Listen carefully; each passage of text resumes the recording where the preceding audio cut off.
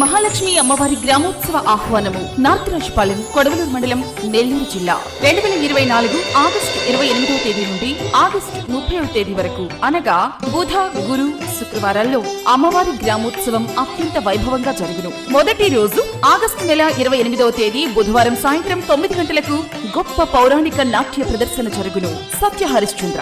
రెండవ రోజు గురువారం అనగా ఆగస్టు 29వ తేదీ మధ్యాహ్నం అన్నదానం మరియు సాయంత్రం 8:30 సినీ గాయని గాయకులచే మాధవ్ ఈవెంట్స్ వారి గొప్ప పాట కచేరీ జరుగును.